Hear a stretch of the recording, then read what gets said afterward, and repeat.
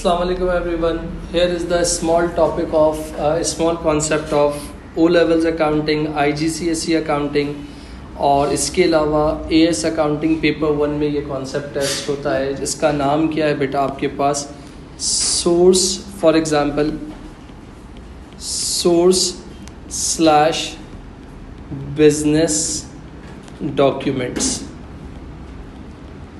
अच्छा, एक मरतबा आप लोगों को एक चीज़ बता दूं कि in previous classes we have discuss कि अकाउंटिंग की डेफिनेशन, बुक कीपिंग, फिर उसके बाद हमने for example how to make journal entries, heads of accounting, pillars of accounting, फिर रूल्स ऑफ डेबिट क्रेडिट, फिर उसके बाद टी अकाउंट्स पोस्टिंग, फिर उसके बाद बैलेंसिंग ऑफ, फिर उसके बाद ट्रायल बैलेंस आपने सॉल्व किया। और लास्ट क्लास का जो होमवर्क था आपका, वीकेंड का होमवर्क था, वो यही था कि आपने पोस्ट जर्नल एंट्रीज़ बनानी थी, पोस्टिंग करनी थी, बैलेंसिंग ऑफ करना था और दूसरा ट्रायल बैलेंस बनाना था।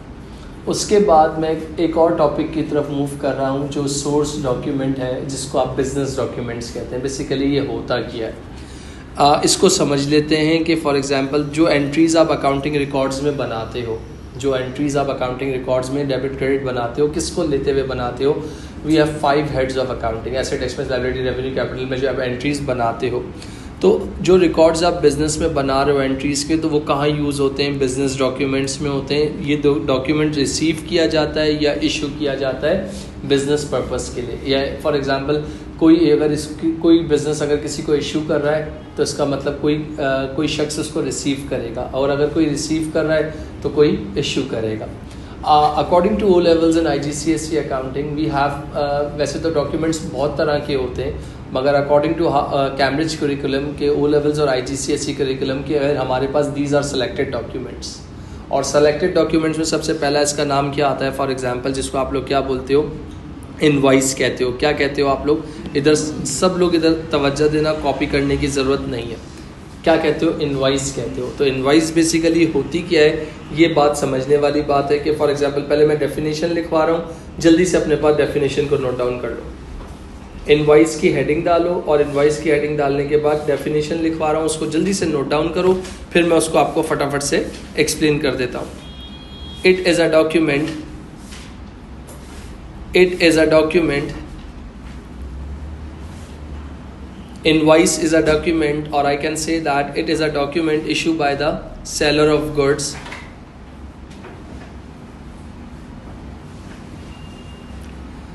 invoice, yeah, it is a document issued by the seller of goods on credit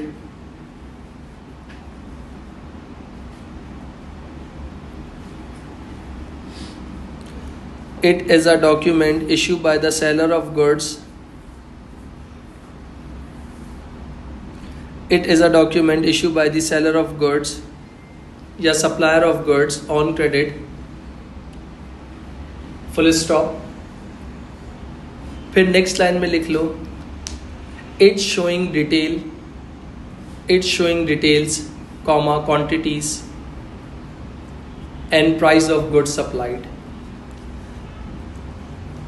It's showing details, comma, quantities and price of goods supplied. Is it fine? अच्छा, हर business की एक different type of invoice होती है, उसका style हर business का different होता है। अब आपके पास यहाँ पर एक तस्वीर बनी हुई होगी पिक्टोरियल की, के लोगों कहते हैं कि इनवॉइस की पिक्चर आप बताएं कि इनवॉइस होता क्या है। एक्सक्यूज़ मी बेटा, वो लाइट बंद कर दो, दोनों बटन्स प्लीज़, हाँ वो भी बंद कर दो, ज़बरदस्त। ये आपके पास एक इनवॉइस की पिक्चर आ गई। इनवॉइस क्या है? यहाँ पर एक आपके पास स्टार्ट में एक इनवॉइस नंबर दिया हुआ होता है, जिसको पर्ची नंबर जो आप कहते हो। इसके बाद सेंटर में इनवॉइस की हेडिंग होती है। मैं कह रहा हूँ every organisation has its own style of invoice, कोई फिक्स पैटर्न नहीं है इसका। ये फॉर एग्जांपल यहाँ पर जो होता है सप्लायर का एड्रेस होता है, और यहाँ पर किसका एड्रेस होता है? कस्टमर का एड्रेस होता है। क्वांटिटी, डिस्क्रिप्शन, यूनिट प्राइस और अमाउंट। अच्छा, इनवॉइस कब इशू की जाती है ये बात भी सुन लो। When we sold goods on credit to any person, जब आप किसी को कोई चीज़ उधार में बेचते हो, जब आपने किसी को कोई चीज़ उधार में बेची है, आपने सेल की है, तो डेफिनेटली उसने उधार में ख़रीदी है। यानी for we have two types of लोग, आप क्या करते हो, सेल ऑन क्रेडिट, सही है, और सामने जो होगा वो क्या कर रहा होगा, परचेज ऑन क्रेडिट। तो ये आपको क्या करने होंगे कि इधर आपको क्या करने होंगे, पैसे लेने होंगे, और इधर क्या होंगे बेटा, पैसे देने होंगे। ये आपका क्या होगा, ट्रेड रिसीवेबल होगा, एसेट होगा, और ये आपका क्या होगा, ट्रेड पेएबल्स होगा। Is it fine? अब इनवाइस की जो बात होती है, अगर मैं आपसे एक छोटी सी बात कह रहा हूँ जो कि इसको समझाने के लिए, कि मैंने आपको बता भी किया इनवाइस कहाँ यूज़ की जाती है, जब गुड्स कोई चीज़ उधार में हम खरीदते हैं। अब जैसे फॉर एग्जांपल इनवाइस इशू की गई है, मैंने क्या किया है, आप लोगों को सेल किया है, क्या किया है, और आप लोगों ने क्या किया है, परचेज किया है, तो एक इनवाइस इशू होगी। अब वो मेरे पॉइंट ऑफ व्यू से, for my point of view से, वो इनवाइस में मेरे लिए क्या होगी, फॉर एग्जांपल सेल्स इनवाइस, और आप लोगों के लिए क्या होगी, परचेज इनवाइस। आपका एविडेंस क्या होगा, परचेज इनवाइस, मेरे लिए एविडेंस क्या होगा, सेल्स इनवाइस। इनवाइस में क्या होती है, डिटेल्स लिखी जाती है, नाम होता है, एड्रेस होता है, सप्लायर कस्टमर का, डेट होती है, डिटेल होती है, सारी चीज़ होती है, जिसकी मैंने तस्वीर भी बताई। फिर इनवाइस में क्या चीज़ दिखाई जाती है, ट्रेड डिस्काउंट दिखाया जाता है, वो भी मैं आपको बताऊंगा। फिर इनवाइस के अंदर क्या दिखाया जाता है, कैश डिस्काउंट बताया जाता है। इनवाइस बेसिकली कहाँ यूज़ होती है, it is useful to refer purchase invoice for goods have been purchase. और सेकंड बात क्या होती है कि यहाँ पर फॉर एग्जांपल और two sales invoice for goods sold on credit. तो इसका मतलब इनवाइस क्या है, एक एविडेंस है, किसके लिए, कस्टमर के लिए, वो क्या है, purchase of goods on credit, के उसने इस शख्स से उधार में खरीदा है। और सप्लायर के लिए वो क्या है, कॉपी है, किसके लिए, इसका मतलब कि उसने क्या किया, किसी बंदे को उधार में बेचा है। This is the purpose and objective of invoice. Is it fine? Invoice कब इश्यू की जाती है, जब आप कोई चीज़ उधार में बेचते हैं। जब मैं for example I am a supplier, you are a customer, I am a service provider and you are a customer. अगर मैं आप लोगों को कोई क्रेडिट पे सर्विस दे रहा हूँ, किसी ने अभी तक पैसे नहीं दिए, तो मैं उसके लिए इनवाइस इशू करूँगा। या फॉर एग्जांपल आप कोई भी चीज़ लेने जाते हो, कोई भी चीज़ होते है, आपने क्रेडिट पे लिए। जैसे मैंने फॉर एग्जांपल तला भाई है, इनकी बादराबाद में मोबाइल की दुकान है, मैं इनके पास गया, मैंने क्या कहा, यार एक मुझे प्रोटेक्टर दे दो, एक जेली पाउच दे दो, अच्छा एक जो है चार्जर दे दो, एक केबल दे दो। क्वांटिटीज़ आ गई, डिस्क्रिप्शन आ गया, पर यूनिट प्राइस आ गई, और टोटल बिल आ गया। मैंने पैसे नहीं दिए, तला भाई क्या इनवाइस इशू करेंगे मेरे लिए for my point of view मैंने तला भाई से क्या किया, परचेज किया, उन्होंने क्या किया, सेल किया।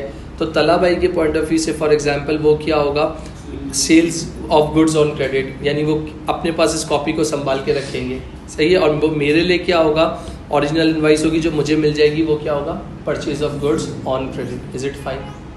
मैं आपको दिखाता हूँ, इधर देखिएगा, 30 मीटर है, ये फैब्रिक का नाम है, 1 मीटर 15 का है, तो 30 इंटू 15 कितना हो गया, 450। Is it fine? फिर उसके बाद 10 मीटर और लिया है, ये डिटेल है प्रोडक्ट की, 10 इंटू 6 कर दिया तो कितना हो गया, 60। तो टोटल सामान कितने का हो गया, 510। इनवॉइस के अंदर ही एक डिस्काउंट आता है जिसको क्या कहते हैं, ट्रेड डिस्काउंट। वैसे 2 तरह के डिस्काउंट्स होते हैं, अभी मैं सिर्फ किसकी बात कर रहा हूँ, ट्रेड डिस्काउंट की बात कर रहा हूँ। ये भी एक छोटा सा टॉपिक है जिसकी रिकॉर्डिंग वीडियो मैंने आपके ग्रुप में भी हाल में ही डाली है, वो आप चेक कर सकते हो। What is trade discount? Trade discount क्या है, पहले बात सुनिएगा, समझिएगा। ट्रेड डिस्काउंट का मतलब होता है, trade discount are usually based on the list price. What is mean by list price? List price means कि आप लिस्ट प्राइस में से ट्रेड डिस्काउंट माइनस कर दोगे तो आपके पास क्या आ जाएगा, जिसको आप लोग क्या कहते हो, नेट प्राइस कहते हो। क्या कहते हो बेटा, नेट प्राइस कहते हो। अच्छा, अब गौर से सुनना, जो समझाने की बात कर रहा हूँ ये बड़ा इंपॉर्टेंट कॉन्सेप्ट होता है, क्योंकि हमारे पास 2 तरह के डिस्काउंट्स होते हैं। कौन कौन से होते हैं? एक हमारे पास होता है ट्रेड डिस्काउंट और एक हमारे पास होता है क्या, सेटलमेंट डिस्काउंट। फिर मैं इस बात को रिपीट कर रहा हूँ, जो ट्रेड डिस्काउंट होता है ना, वो क्या होता है, trade discount is not recorded anywhere in the books of accounts. Trade discount किसी बुक्स में, अकाउंटिंग बुक्स में रिकॉर्ड नहीं होता, ना वो डेबिट होता है ना वो क्रेडिट होता है, यानी उसकी नेचर ना डेबिट होती है ना क्रेडिट होती है। ट्रेड डिस्काउंट किसी बुक्स में हम रिकॉर्ड नहीं करते, क्यों, उसकी कोई नेचर नहीं है। ट्रेड डिस्काउंट इसलिए दिया जाता है ताकि कस्टमर हमसे बल्क में माल ले, क्वांटिटी में माल ले, तो उस पर क्या होता है, कस्टमर का और सप्लायर का रिलेशनशिप बिल्डअप हो जाता है कि भाई जब वो आपसे बल्क में माल ले रहा है, रेगुलरली फ्रिक्वेंट बेसिस पे ले रहा है, तो आप उसको क्या ऑफर करते हो, ट्रेड डिस्काउंट ऑफर करते हो। तो मैं फिर कह रहा हूँ कि ट्रेड डिस्काउंट जो है किसी बुक्स में रिकॉर्ड नहीं होता। क्यों नहीं होता? क्योंकि बिकॉज ट्रेड डिस्काउंट की कोई नेचर नहीं होती। ट्रेड डिस्काउंट सिर्फ टोटल में से क्या होता है, लिस्ट प्राइस में से क्या होता है, माइनस होता है। उसकी हम रिकॉर्डिंग कहीं भी नहीं करते। लेट्स से कि मैंने 510 का सामान टोटल क्या किया, इनवॉइस इशू किए 510 में, जिसमें से 20% का मैंने उसको क्या दे दिया, ट्रेड डिस्काउंट दे दिया कि लॉयल कस्टमर है, फ्रिक्वेंट कस्टमर है, जान पहचान बन गई ताकि वो कहीं और ना जाए, मैं उसको डिस्काउंट दे दूं। तो इसका मतलब हो गया 510 का अगर 20% निकालता हूं तो ये जो 102 है, ये जो 102 है, ये किसी अकाउंटिंग बुक्स में रिकॉर्ड नहीं होगा, सिर्फ टोटल में से क्या होगा, माइनस होगा। तो 510 में से 102 माइनस कर दिया, तो इसका मतलब मुझे तला को कितने पैसे देने हैं, 408, और तला को कितने पैसे लेने हैं, 408। Is it fine? This is the purpose and objective of invoice. Clear? अगर कोई न्यू भाई देखो, कोई भी नया भी आ जाए, अगर फॉर एग्जांपल कोई बंदा बल्क में माल ले रहा है, जैसे फॉर एग्जांपल मैं आपको इस तरह की बात करूं, आपने होलसेल का नाम सुना है, आपने रिटेल का नाम सुना है। मेरी इलेक्ट्रॉनिक्स की दुकान है, आप मेरे पास आओगे ना, मैं आपको होलसेल रेट में माल दूंगा। मैं आपको एसी लेने आओगे, आप हेयर ड्रायर लेने आओगे, आप कोई भी चीज़ लेके आओगे। आप जैसे ये तला भाई लोग हैं, इनकी बादराबाद में स्टार सिटी सेंटर में दुकान है। ये लोग क्या कर रहे हैं, वो रिटेल कर रहे हैं। ये लोग माल किससे खरीद रहे हैं, सदर आते हैं, सदर आने में मेरे फादर के साथ पास या और किसी सप्लायर के पास माल लेते हैं। अब वो लोग बल्क में लेते हैं तो उनको क्या मिलता है, सस्ता मिलता है। जब सस्ता मिलता है तो इधर आके थोड़ा महंगा मिलता है। जैसे मैंने एग्जांपल दी थी जेली पाउच Note 20 अल्ट्रा का, मुझे 200 रुपीज़ का मिल रहा है या 100 रुपीज़ का मिल रहा है। ये लोग हैदराबाद में 250 का या 300 का 100 रुपये या 50 रुपये रख के बेच रहे हैं। तो वो रिटेल प्राइस होती है। कोई भी बंदा बल्क में, जैसे मेरे फादर के पास कोई नवाबशाह से आया, सक्कर से आया, दादू से आया, मलिर से आया कि भाई हमें इतने इतने पीस निकाल दो, तो मेरे फादर क्या करते हैं, रेट टू रेट माल दे देते हैं, या 10 रुपये का नफ़ा रख लेते हैं, या 15 रुपये का नफ़ा रख लेते हैं, या 1000 रुपये का नफ़ा रख लेते हैं। तो हमारा काम क्या है, होलसेल करना है। तो इसका मतलब हो गया जो भी ट्रेड डिस्काउंट कस्टमर को इनकरेज करने के लिए दिया, जब मैं ये डिस्काउंट दूंगा और दूसरा वाला बंदा 20 रुपये में रख के दे रहा है, मैं 10 रुपये में रख के दे रहा हूँ, तो जाहिर सी बात है मेरा काम है माल बेचना, मेरा काम है सेल बेचना, नफ़े को मैं नहीं देख रहा हूँ। तो इसका मतलब डेफिनेटली वो बंदा कस्टमर जो है ना मेरे पास रुकेगा ना, उसको जितना सस्ता मिलेगा तो वो आगे अपने मोहल्ले में, अपने एरिया में क्या करेगा, उतना ज़्यादा अच्छा बेच सकेगा। जब अच्छा बेचेगा तो उसको क्या होगा, प्रॉफिट होगा। तो ट्रेड डिस्काउंट की समरी क्या है, जो किसी अकाउंटिंग बुक्स में रिकॉर्ड नहीं होता। Is it fine? फिर उसके बाद अगर हम जाते हैं ट्रेड डिस्काउंट की, इनवॉइस की मैंने तस्वीर भी बना दी है जो आपको शो हो रही है, चीज़ें हो रही हैं। अब आ जाओ, इनवॉइस के बाद एक और डॉक्यूमेंट होता है जिसको आपको क्या कहते हो, डेबिट नोट। अब गौर से सुनना, डेबिट नोट की क्या हैसियत होती है। डेबिट नोट कब यूज़ होता है, use to inform that supplier of goods of any over charges shown on invoice और details of goods being return. मतलब इनवॉइस में ओवर बिलिंग हुई हुई है, रॉन्ग कलर आ गया है। जैसे आप लोग अली बाबा से मंगवाया, फूड पांडा से ऑर्डर मंगवाया था, अल्फ्रेडो पास्ता मंगवाया था, अल्फ्रेडो पास्ता के साथ उन्होंने रेड सॉस पास्ता दे दिया, तो गलत है ना। हमारा ऑर्डर क्या था, इन्वेस्टिगेशन होगी, इन्वेस्टिगेशन होने के बाद आपको रिफंड मिलेगा और वो पास्ता भी आपको फ्री फोकट का मिल जाएगा। गलती है ना उनकी। तो दूसरा क्या है, डिटेल इंक्लूडेड इन्फॉर्मेशन। क्या क्या डिटेल्स इंक्लूड होती हैं कि इन्फॉर्मेशन अबाउट सप्लायर की इन्फॉर्मेशन, कस्टमर की इन्फॉर्मेशन, इनवॉइस का रेफरेंस नंबर और जो भी इन्फॉर्मेशन होती है। अब इसके बाद सुनना क्या लिखा हुआ है नीचे, debit note do not lead directly to entry being made account. Debit note जब होता है ना, तो debit note is just like a request के to issue credit note. Debit note कहीं अकाउंटिंग बुक्स में रिकॉर्ड नहीं होता, वो सिर्फ एक रिक्वेस्ट होती है कि हम सप्लायर से करते हैं कि भाई प्लीज़ इशू कर दो हमें क्रेडिट नोट। जैसे फॉर एग्जांपल आप लोग इम्तियाज़ जाते हो, इम्तियाज़ ग्लॉसरी लेने जाते हो, कितने सारे कैश काउंटर्स होते हैं, और एक अलग से आपने फॉर एग्जांपल जब ग्रॉसरी ली होती है, जैसे आज 1 सितंबर है, तो अगले 7 दिन तक आपके पास टाइम होता है। इम्तियाज़ वाला बोलता है एक्सचेंज भी नहीं, रिफंड भी नहीं करूँगा, रिटर्न भी नहीं करूँगा, करवाना है तो एक्सचेंज करवाना। कोई चीज़ गलत आ जाती है तो वो बोलता है रिसीट दो, उसमें सब डेट चेक करता है कि कब लिया था, प्रोडक्ट चेक करता है, बदले में आपको पैसे देता है नहीं, वो आपको एक डेबिट नोट इशू कर, क्रेडिट नोट इशू कर देता है। फिर आप अंदर जाके उतने ही पैसों का क्या करते हो, सामान लेते हो और वो पर्ची उसको दे देते हो। अगर डिफरेंस ज़्यादा बन रहा है तो ऊपर पैसे और देते हो, तो वो एक नई पर्ची इशू करता है, पुरानी वाली क्रेडिट नोट की पर्ची वो आपसे क्या करता है, वापस ले लेता है। ऐसा ही है ना, प्रैक्टिकल लाइफ की एग्जाम्पल है। अब डेबिट नोट होता क्या है ये सुन लो, इधर देखिएगा, ये इस तरह का होता है डेबिट नोट। अब डेबिट नोट में डेबिट नोट का नंबर होता है, CUNCU स्टार्ट में क्या होता है, ये कस्टमर का एड्रेस हो गया, ये सप्लायर का एड्रेस हो गया। The following goods have been return, बोला है गुड्स रिटर्न हुए हैं, क्यों हुए हैं, 6 तारीख को हुए हैं। 10 मीटर माल हम लोगों ने वापस किया, 1 मीटर कितने का था, 6 का था, तो 10 इंटू 6 कितना हो गया, $60 का हमने माल वापस किया है। जब हमने $60 का माल वापस किया है तो जाहिर सी बात है जब हमने इनवाइस इशू की गई थी, तो इनवाइस तो तब इशू होती है ना जब पैसे ना रिसीव होते ना पे होते हैं। तो उस पर हमने उस वक्त एट दैट टाइम जब हमने इनवाइस इशू की थी तो उसको 20% का क्या दिया था, ऑफ दिया था। तो जब माल बंदा वापस कर रहा है तो हम उसको पूरा 60 तो नहीं दे देंगे ना वापस, 60 तो उसमें से 20% निकालेंगे, तो लेस 20% ट्रेड डिस्काउंट, तो 60 का 20% 12 आ गया। तो अब इसका मतलब कितने का सामान वापस हुआ है, 48 का। क्यों वापस हुआ है, रीज़न किया है, reason for return wrong colour supply, जो हमने कलर मंगवाया था वो कलर आपने नहीं दिया, और इसका ऑब्जेक्टिव क्या है कि भाई हमें क्या इशू करो, क्रेडिट नोट इशू करो। अब सुन लेना, neither the supplier nor the customer make any entry in their accounting records in respect of debit note.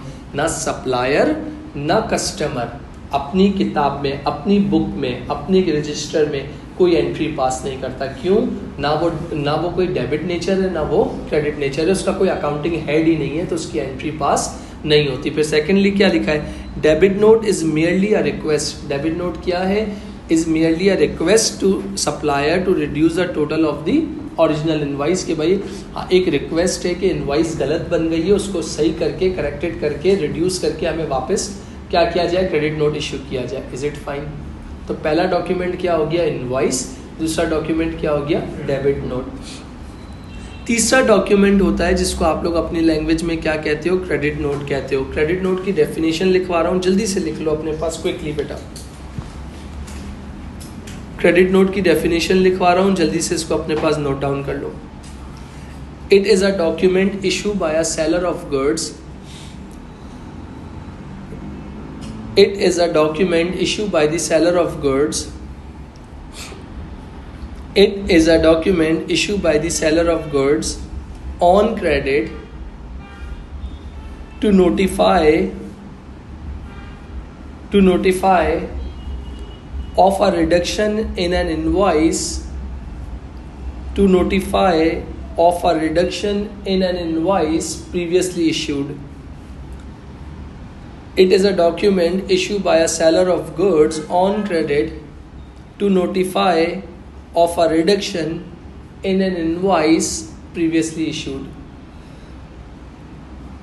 अब ये जो क्रेडिट नोट होता क्या है यहाँ देख लेना भाई प्लीज़, बड़ा इंपॉर्टेंट फैक्टर है, तवज्जो देना। अगर सब ने लिख लिया हो तो ये देखें, क्रेडिट नोट कब यूज़ होता है, जब कोई गुड्स रिटर्न करने होते हैं। क्यों रिटर्न, क्योंकि कोई डैमेज आ गए हैं, फॉल्टी आ गया है, as per as not as ordered है या ओवर चार्ज है, इसी वजह से हम क्रेडिट नोट यूज़ करते हैं। ऐसा ही है।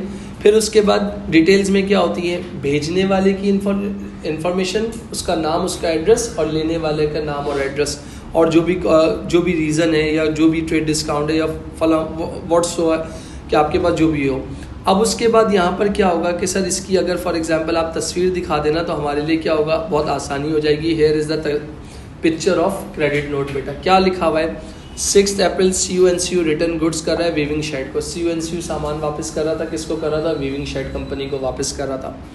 और and issue a debit note, उसने क्या किया था, डेबिट नोट इशू किया था, क्योंकि रिक्वेस्ट की थी कि भाई माल जो है, सामान है, अप टू द मार्क नहीं है। अच्छा, तो यहाँ पर क्रेडिट नोट नंबर आ गया, क्रेडिट नोट सेंटर पे आ गया, सब सेलर का क्या हो गया, एड्रेस, नाम और एड्रेस आ गया, कस्टमर का जो है नाम और एड्रेस आ गया। अब 10 मीटर क्वांटिटी थी, क्वांटिटी इसका प्रोडक्ट का नाम ये था, 1 मीटर 60 का, तो 10 इंटू 60 कर दो तो कितना हो गया, 60। तो इस 60 में ऑलरेडी ट्रेड डिस्काउंट क्या है, इंक्लूड है, क्योंकि पैसे ना पे हुए ना रिसीव हुआ है। तो इसका मतलब जब माल वापस करेंगे तो ट्रेड डिस्काउंट निकालेंगे, तो 60 का 20% कितना हो गया, 12। तो हमें कितने डॉलर्स का सामान हमने वापस किया है, 48। तो रीज़न क्या था, reason for issue for credit note, credit note issue होने का रीज़न क्या था कि भाई गलत कलर का सामान हमें आया था, जिसकी वजह से हमें ज़रूरत ही, हमने ब्लैक बोला था, आपने रेड भेजा है, तो भाई हमारी ज़रूरत ही नहीं है, तो ये आप वापस ले लो। फिर उसके बाद अब जो बात बोलने जा रहा हूँ फॉर P1 MCQs के लिए बड़ा इंपॉर्टेंट होगा, जो कस्टमर होगा ना उसको ओरिजिनल क्रेडिट नोट मिलेगा, और वो उसको किसके लिए यूज़ करेगा, as a purchase return. Another name of purchase return is return outwards. मैं बता चुका हूँ। फॉर एग्जांपल परचेज रिटर्न का दूसरा नाम क्या होता है बेटा, रिटर्न आउटवर्ड्स। अच्छा, सप्लायर अपने पास इसको संभाल के रखेगा। क्यों संभाल के रखेगा? कि भाई वो कॉपी होगी किसकी, क्रेडिट नोट की होगी, और ये क्या होगा, वो अपने पास क्या रिकॉर्ड करेगा, सेल्स रिटर्न। सेल्स रिटर्न का दूसरा नाम क्या होता है बेटा, रिटर्न इनवर्ड्स बेटा। Is it fine? कोई मसला? आपने इनवाइस देख लिया, आपने डेबिट नोट देख लिया, आपने क्रेडिट नोट देख लिया। ये आपको P1 specially for O levels and IGCSE का P1 में काम आएगा कि भाई what is credit note, what is debit note. या फॉर एग्जांपल आपके पास एक नैरेटिव लिखा होगा, उसमें 4 ऑप्शंस दे देगा, तो आपको पता होना चाहिए इनवाइस क्या है, डेबिट नोट क्या है, क्रेडिट नोट क्या है। Is it fine? Credit note for example supplier के लिए क्या है, परचेज रिटर्न है, और कस्टमर के लिए क्या है, सेल्स रिटर्न है। Is it fine? कोई सवाल हो तो मोस्ट वेलकम। अच्छा, अब क्या हुआ, जब इनवाइस इशू हो गई, इनवाइस इशू के बाद कोई डिफेक्टेड माल है तो वो डेबिट नोट इशू रिक्वेस्ट डाली जाएगी, क्रेडिट नोट इशू हो जाएगा।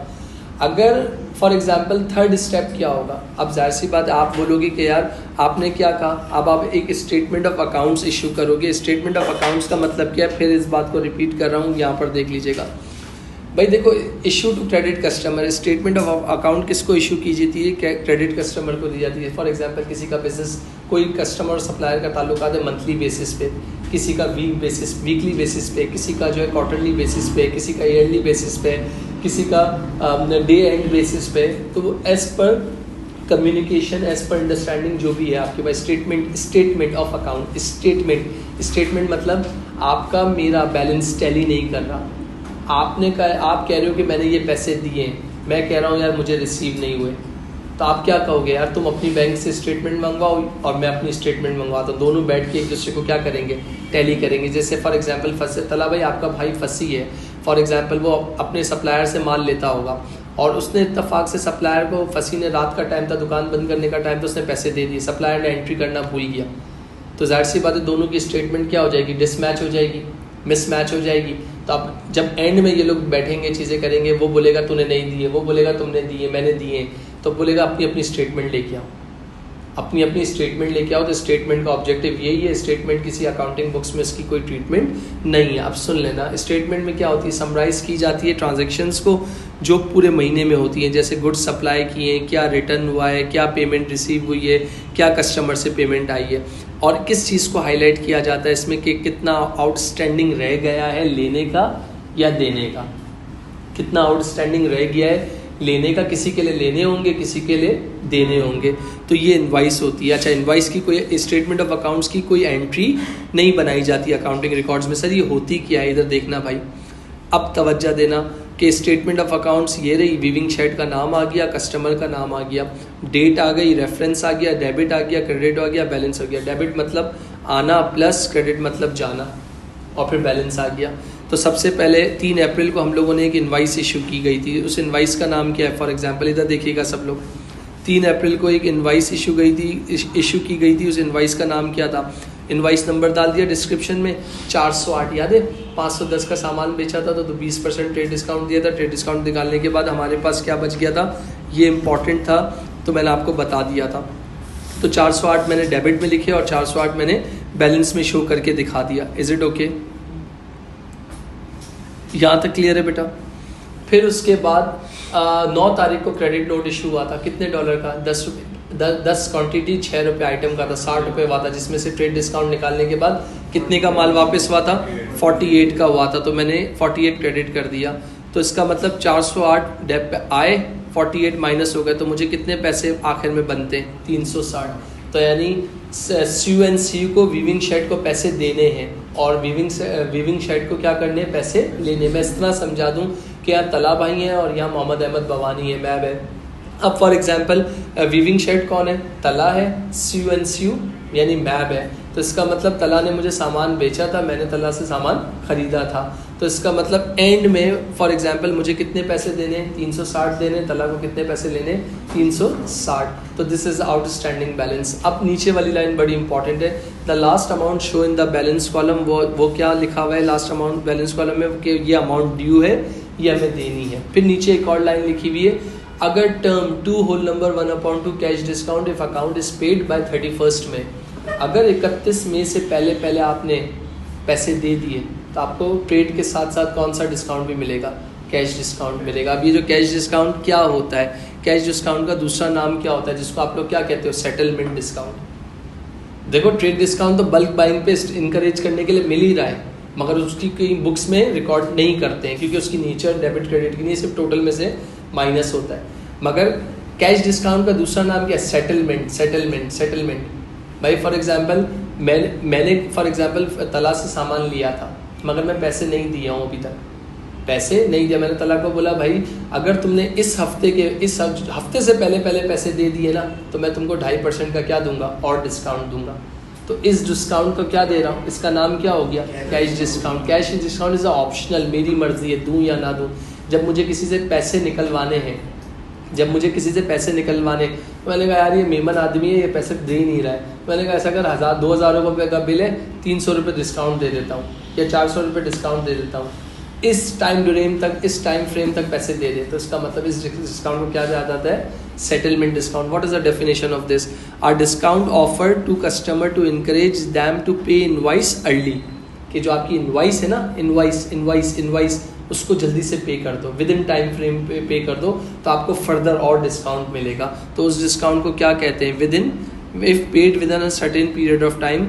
अब फॉर एग्जांपल मैं बात कर रहा हूँ तो तला भाई मुझे दे रहा है, तला भाई वो डिस्काउंट दे रहा है, तो तला भाई के लिए वो कौन सा है, डिस्काउंट रिसीव, और इसका दूसरा नाम क्या है, परचेज डिस्काउंट। और मेरे लिए वो क्या है, डिस्काउंट अलाउ, जिसको पे मुझे क्या मिला, सेल्स पे डिस्काउंट मिला, मेरे लिए क्या है वो डिस्काउंट अलाउ, और तला भाई के लिए मेरे लिए क्या है वो डिस्काउंट रिसीव, और तला भाई के लिए क्या है डिस्काउंट अलाउ, क्योंकि वो क्या कर रहे हैं, अलाउ कर रहे हैं, और मैं क्या कर रहा हूँ, रिसीव कर रहा हूँ। तो वो मेरे पॉइंट ऑफ व्यू से देखा जाए तो मेरे लिए क्या है, इनकम है, और तला भाई के पॉइंट ऑफ व्यू से देखा जाए तो उनका एक तरह से बिजनेस का एक्सपेंस है। तो वो क्या होता है, उसको क्या कहते हैं, अच्छा दोनों में फ़र्क किया है, ट्रेड में और सेटलमेंट में। ट्रेड डिस्काउंट की कोई नेचर नहीं होती, वो सिर्फ माइनस किया जाता है और बल्क बाइंग के लिए किया जाता है। और सेटलमेंट डिस्काउंट क्या होता है कि अगर एक पेमेंट है और with in time frame, with in deadline, अगर वो डेडलाइन से पहले हो गई है, तो आपको क्या मिलता है, कैश डिस्काउंट मिलता है, जिसको आप लोग क्या कहते हो, सेटलमेंट डिस्काउंट कहते हो। अब स्टेटमेंट में यहाँ पर क्या था, कितने पैसे हैं, 360 रुपये लिखे हुए हैं। अच्छा नीचे क्या, neither the supplier not the customer make any entry in accounting record in respect of statement of account. Statement of account is just like a tally between customer and supplier balance, बाकी इसके अलावा इसकी कोई हैसियत नहीं होती। या एक और यू कैन से दैट, ये कह सकते हो कि is just like a reminder the customer of amount, जो कस्टमर की आउटस्टैंडिंग अमाउंट है, कि रिमाइंडर देना कि भाई तुम्हारा ये बिल बनता है, ये हिसाब बनता है, दे दो जल्दी से। इमरान भाई भी आप लोगों को ग्रुप पे मैसेज करते रहते ना कि भाई 5 तारीख हो गई है, 7 तारीख हो गई है, आप अपने ड्यूज़ क्या करो, क्लियर करो, ऐसा ही है ना। तो आपको रिमाइंडर दिया जा रहा है। अच्छा फिर इसके बाद स्टेटमेंट ऑफ अकाउंट्स के बाद हम लोग क्या इशू करते हैं, जब हमारे मामला सेटल हो जाते हैं ना, तो फिर क्या आता है अजीज़ बेटा, जब हमारे मामला सेटल हो जाते हैं तो हम लोग क्या करते हैं, चेक बना के दे देते हैं पार्टी को। क्या दे देते हैं, चेक बना के दे देते हैं। भाई चेक बनाने का मतलब क्या है, use to make payment to another person और ऑर्गेनाइजेशन फ्रॉम बैंक अकाउंट। के भाई मैंने कहा मैं शाजिल मुझसे पैसे मांगता है, अब शाजिल को मैंने कहा बेटा अपना अकाउंट नंबर दो, तो मैंने शाजिल को क्या कर दिया, 360 रुपये मेरा बिल बनता था, तो 360 रुपये मैंने शाजिल को अकाउंट में लगा दिए। तो मैं उसके लिए शाजिल को क्या दे रहा हूँ, चेक दे रहा हूँ। तो चेक किस तरह का होता है वो भी आप लोगों ने अपनी लाइफ में देखा होगा। कभी अपने फादर को या मदर को बोलो कि मुझे चेक दिखाओ, तो वो आपको दिखाएंगे। चेक का ये हिस्सा क्या होता है, डॉटेड पेज वाला होता है। इस हिस्से को क्या कहते हो, चेक काउंटर फाइल, जो आपके पास एविडेंस के तौर पे रहता है। और ये वाला हिस्सा, आगे वाला हिस्सा निकल के जिसको भी देना है उसके पास चला जाता है। ये क्या कहलाता है, एक्चुअल चेक। एक्चुअल चेक से पहले वाला जो हिस्सा है वो क्या है, चेक काउंटर फाइल होता है। देख लो यहाँ पर क्या डेट भी लिखी है, इधर भी लिखी है, किसको दे रहे हो उसका नाम भी लिखा हुआ है, कितने का दे रहे हो, 351 का। आपको तो अमाउंट जो है 360 देनी थी, आप 351 क्यों दे रहे हो, क्यों, कौन सी डेट को उसने पे कर दिया है, और उन्होंने बोला था कि 31 मई से पहले हो जाएगा, तो हमें क्या मिलेगा। तो ज़रा अपने कैलकुलेटर उठा लो, 360 का 2.5% निकाल के बताओ कितना होता है। 360 का 2.5% निकालो, कितना होता है।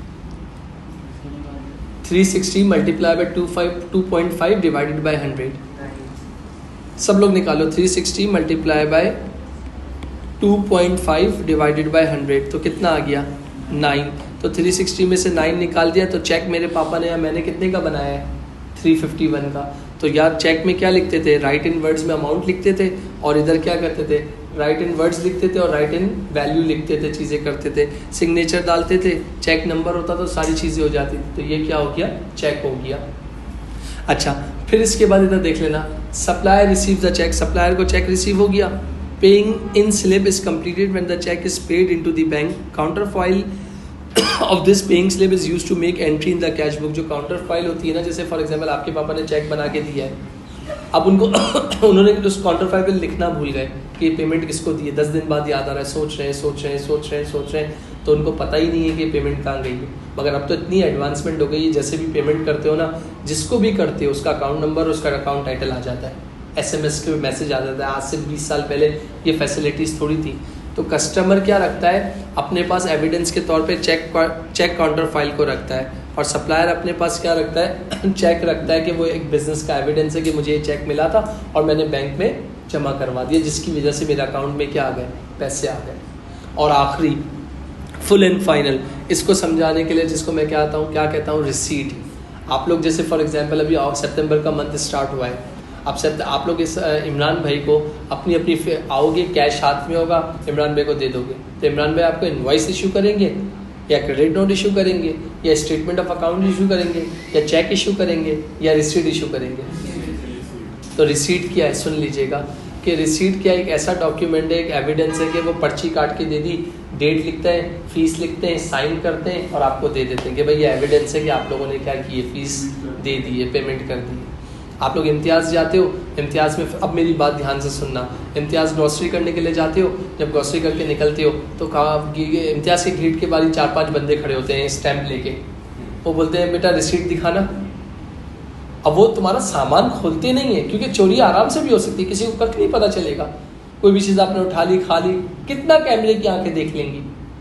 तो वो क्या मेन आइटम देख लेते हैं, दूध के कार्टन कितने हैं, चावल कितना है, बड़ी आइटम्स देख लेते हैं, पैम्पर कितना है, ये कितना है, वो कितना है, उस पर थप्पा मार देते हैं और फिर आप लोग अपना सामान ट्रॉली में देके निकल जाते हो। रिसीट चेक करते हैं ना, वो बोलते हैं आपने सुना, रिसीट मांगते हैं। फिर इसके बाद एक और एग्जाम्पल देता हूँ, सुनना। आप लोगों ने कोई भी अपना क्या बोलते हैं, कोई ऑर्डर लेने के लिए हॉट एंड स्पाइसी या रेड एप्पल गए होते हो, पैसे देते हो, बोलते यार 4 चटनी रोल, 4 जो है क्या मायो गार्लिक रोल दे दीजिए। आप लोग फिर वो आपको क्या इशू कर देता है, रिसीट इशू कर देता है। फिर वो जो बंदा आता है, वेटर आता है, आपको क्या बोलता है, रिसीट दिखाओ। वो दिखाते हैं आपको, अपनी रसीद से आपकी रसीद चेक करता है, आपको सामान दे देता है, आप घर चले जाते हो। इनवॉइस बता चुका, 2 तरह की ऑप्शंस होते हैं, सेल्स या परचेज। सेल कब होगी, परचेज कब होगी। फिर कोई चीज़ गलत आई है भाई, फॉर एग्जांपल आपने, होता है फूड पांडा पे होता है, आप लोगों ने इसको भी छोड़ दो, मेलब्रू से मंगवाइए, ड्रॉप से मंगवाइए कैरेमल फ्रैपे, और उसने डाल दिया आइस कॉफ़ी, आप पियोगे?